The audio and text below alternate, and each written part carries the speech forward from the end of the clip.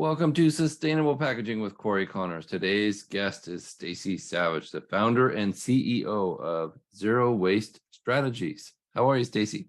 I'm well. Thank you so much for having me, Cory. Yeah, thanks for making time. We are TikTok buddies, which is really cool. I love to talk about that because it's such a small world on TikTok, and it's amazing how we can connect virtually like that. It just blows my mind. But let's talk about your background. How'd you get into the world of waste?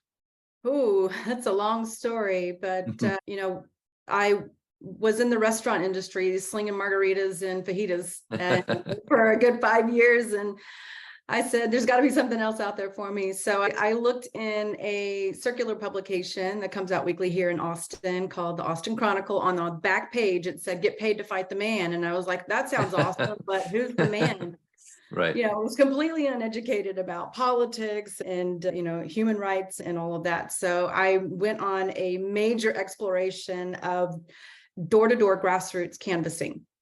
And so that's what that ad in the back of the paper was for, is a door-to-door group on environmental issues working statewide, knocking on doors in all 181 legislative districts across the state of Texas. Wow. And really getting out there and talking to hundreds of thousands of people with our whole crew, not just me, of course, talking about recycling and zero waste and pushing the social justice aspects of why does our environment have to suffer in the way of capitalism? Why does our environment have to suffer in order to put food on the table for our families? So we really need to make those connections for people that we should be holding our government officials and polluting entities, corporations accountable to the air we breathe, the water we drink, and the soil that we grow crops in.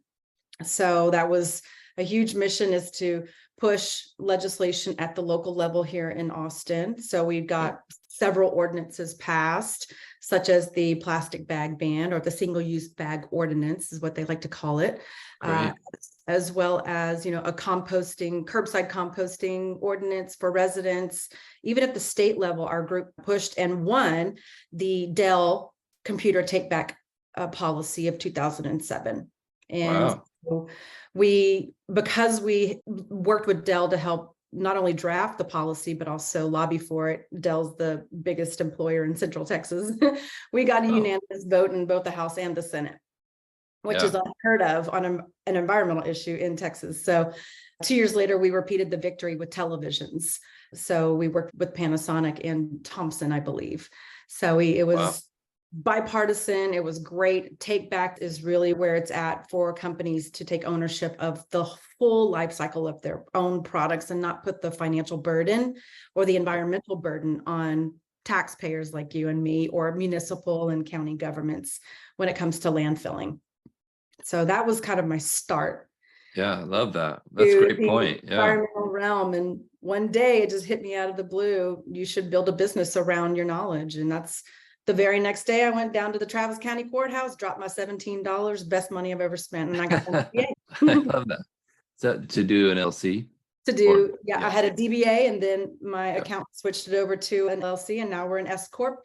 And Zero Waste Strategies bloomed out of this idea of, all of the haulers, the council members, the city, the state government, the heavy hitters in the environmental field statewide. Why are you not the hub? And that was my goal, is kind of be that go-to green gal in Texas. So I just gave myself the moniker of the Texas Trash Talker. And that's your TikTok handle, right? That's right. Texas Trash Talker. I love that. So Texas Trash Talker. Write it down. I just put it on my notes here, that I'll include it in the link so people can follow you. I know that we are already connected there. Well, tell us about the Zero Waste Business Academy. I'm interested to see what that's all about. Yeah, the Zero Waste Business Academy is an 8-week online course for executives, entrepreneurs, and managers. This is for probably mid-sized to small-sized businesses that can't necessarily afford a full-time or maybe even part-time sustainability engineer or chief sustainability officer, but they want to move forward with their green goals. Mhm. And they want to at least get a launch pad of the foundational knowledge that it takes in order to implement zero waste policies as well as practices. And so we give them that launch pad, literally take you step by step in how do you assess your property? How much dumpster space do you need? Should you do a waste audit? Do you want one done for you? Because we can do that. So there's all kinds of, ways that we can help businesses get to waste reduction for cost savings, to empower their employees, to deepen their customer loyalty as well, and to drive a green marketing edge, which is critical in this day and age. If you're not on the sustainability wagon, your business could become obsolete or irrelevant in your industry, especially knowing you've got Zoomers, Gen Zers, and Gen Alphas coming up being your kind of next consumer base. They align with those values, and your company should too. Yeah.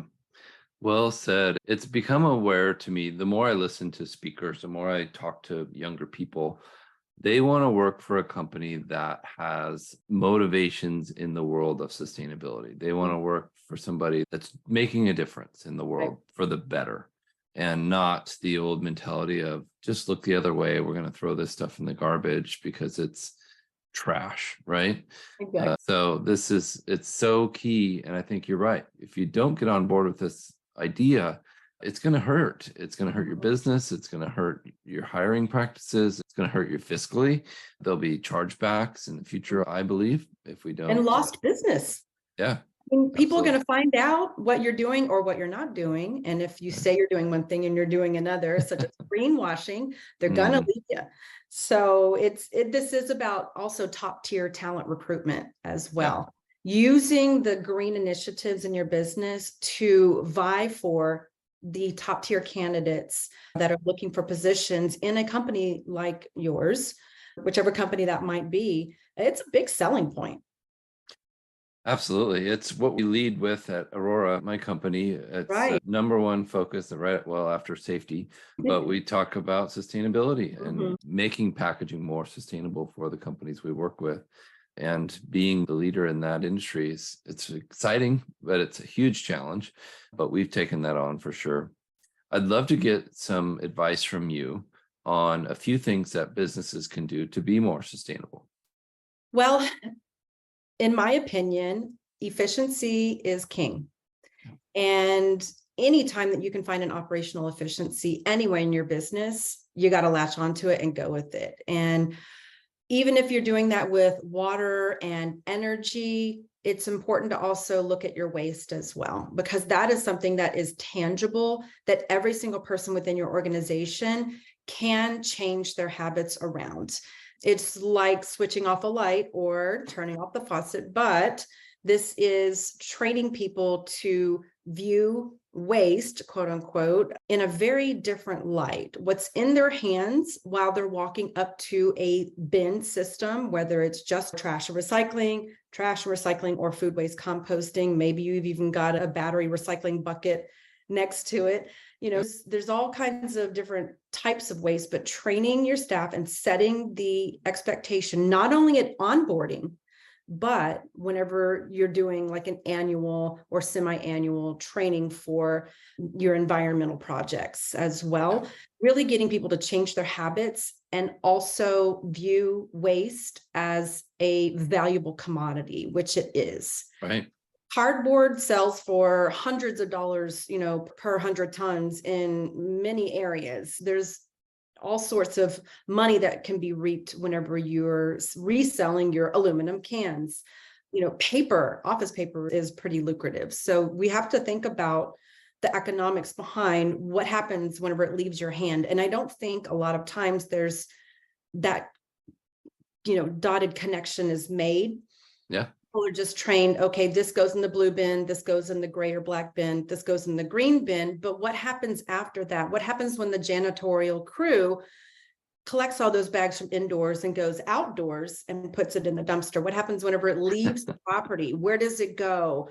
How does that equate to economic viability and economic, an economic boost in the local community? How does it build jobs? So if we're not making those connections, for people in their own minds, they don't really have a why Yeah. behind the action change or the habit change that the company is asking them to do. So find the efficiency, put the programs in place, but tell people why we're doing it and give them tangible reasons and results as well so that they can buy into it and they can help also be a peer-to-peer resource. When someone Yes. doesn't know where something goes, they should feel comfortable asking their floor manager or someone who sits in the desk next to them, where does this go? I'm new Right. here, or I've been around for 20 years and I still don't know how to do this. Help me out here. So there should always be that kind of open line of communication to help businesses perform better and Yeah. to help their shareholders have an even, brighter vision for the future, because environmental, social, and governance is one of the top 5 investor, Yeah. points. If you want money from investors, you're going to have to demonstrate your environmental sustainability. And Yeah. so Green money, right? money is green. Money is Absolutely. green. That's right. It's not red or blue, it's green. I support that 100% because we have to be able to show the world that we're doing good things. We have to be able to, like you said, grow our business sustainably. At Aurora, we have what we call change champions.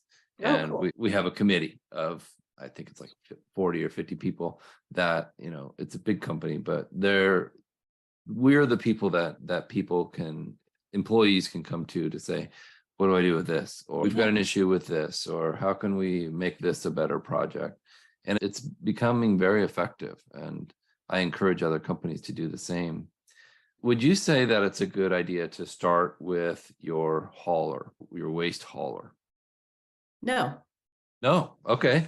Yeah. Nope. And Tell here's me. why. There's Yeah. a process which we teach in the Zero Waste Business Academy. You I don't have want to to, give away all your secrets. well, you have to know what's in your waste in the first place, right? Okay. You have to know what's salvageable and what truly belongs in the landfill. Okay. And then you have to train in order to get that habit change so that you can have consistency throughout your entire organization, and that there is accountability for employees who may not be following suit, right? There are, safety measures, and there are accountability measures for people who don't follow the safety rules. And that's an insurance thing, right? If somebody Yeah. injured on your property, they're going to file a claim and yada, yada. So same thing with those materials. It needs to be responsibly handled. And this is a responsibility that we all have as individuals. But if we're not trained properly, then it's the onus, is really on the management team to make sure that everybody is on the same page, and that there are clear examples stated at each bin system. The signage has to be there. The color coordination has to be there. Visual examples have to be there so that people can follow along quickly. I find when people go up to the bin and they don't know what goes where, and they get embarrassed, Yep. they have somewhere to be, so it all goes into the landfill trash. Yeah. Or it gets cross-contaminated and they put it all in the recycling bin. And they're just Yeah. like, Even worse, right? I just Yeah. need this out of my hands. Mm-hmm. So when in doubt, toss it out for sure. But I like that cross-contamination is the biggest piece that recyclers and, composting haulers have a major problem with, is people just not making the correct decisions at the bin. And if it's not indicated in a very clear and very large way, right, it can be difficult to decide what goes where. And Right. so I would say you got to find out what's in your waste stream. So I would suggest doing a waste audit, even if it is 3 bags from each floor and you've just gathered a random sampling. You got to pick through it and figure out what goes where and what should have gone where. And you got to weigh it and catalog it and track it. And then you got to figure out, well, if our recycling was, 57%, but we have twice as many landfill dumpsters, we should be right sizing all of our dumpsters and the types and sizes of dumpsters for our particular business needs on this property, period. And some of the haulers will do this for you. Some of them are like, you know what, come to us with numbers and we'll get you set up. So I can teach you how to right size your dumpster space and how many you're going to need and how many frequency of pickup that you'll need every single week so that you're not getting overcharged and that they're not making money off of hauling air for you. Right. Wow, that's a very insightful thought. I appreciate that because it costs money and it's frankly a drain on the environment every time that truck comes by. So if you can figure out efficiency wise, what if they only come every other week, or what if they Yeah. come twice a week instead of for recycling? Yeah, really And good points. it's a major cost reduction on both sides. Your waste bill is being lowered, and then you're taking the cost savings from the waste bill and putting it toward increasing your recycling and your food waste composting if you have those kinds of services in your area. So it's, even if you break even, it is still a win because you can advertise your green marketing. You can really put it out there that we're doing A, B, and C to attract X, Y, and Z candidate, so or shareholder or investor, Right. so that you can grow your business. And this is one thing that many companies overlook as a really key indicator of business health is Yeah. what are you doing? How are you managing your waste? If your budget line item is at the bottom for waste, you got it reversed. It should be at the very top because it's a key efficiency. It is one thing that you have control over is how Yeah. much is going into the dumpster. You also have control over how much you're purchasing and bringing into the business as well. That's another thing that we can take a look at in the Zero Waste Business Academy is what are you purchasing and where from and how much, and why aren't you pooling your money with the other floors in the building of your business and collectively buying to get a discounted rate? There's so much that can be done regarding purchasing before we even talk about the landfilling and the recycling process. Oh my gosh, that's so important. I remember a story where a customer was going to Costco to buy their toilet paper, and it was because it was $3 cheaper than our toilet paper, you know. And so I said, well, if it's just price, that's the best we can do. And then one of the managers that actually went to Costco, this is before they had delivery, went to Costco to pick up the toilet paper, was gone at this urgent time. And they found out that he was gone to Costco buying toilet paper to save $3. And the manager said, what are you doing? Stop. But order the dang packaging or toilet paper from another supplier that can deliver it, like Aurora, and stop paying, trying to save $3 and spend 2 hours of your time. It was, these kinds of efficiencies are massive for companies. So I agree. Yeah, you have to be really smart where you're pinching your pennies. If it's contract renegotiation for $20,000 in savings for a quarter, yeah, I would prefer you to be doing that than at Costco buying $3 cheaper toilet paper for your staff. I agree. There's a lot to say about that. Nothing against Costco. They're amazing. Oh, no, not at all. I was a member for years. But you're right. It's an important way to look at business and look at the big picture of what we're actually doing. Well, what's the best way for people to get in touch with you? Yeah, so I'm at 512-693-7677. You can also reach us at zerowaste.org. That's the number 0, WASTE.org. And we're on all the socials. Well, maybe not all of them, but they're pretty key ones for businesses. We're on Twitter and LinkedIn, Insta, TikTok, like we discussed, Facebook. All under Texas Trash Talker? No, all of them under Zero Waste Strategies. Okay. The TikTok is my personal fun time. But I'm always willing to take people's questions and go live if people want that. So yeah, it's a lot. That's kind of fun land over in TikTok. It really is. And I think a lot of people don't understand that. It's an exciting and it's a fun community full of people that really do want to make a positive difference in the world. So, well, thank you so much, Stacy, for being on. This has been a lot of fun. And I'd like to thank Aurora Packaging Solutions for sponsoring. And I'd like to thank you for listening. Make sure you subscribe so you don't miss the next episode and stay tuned for more. Thank you so much.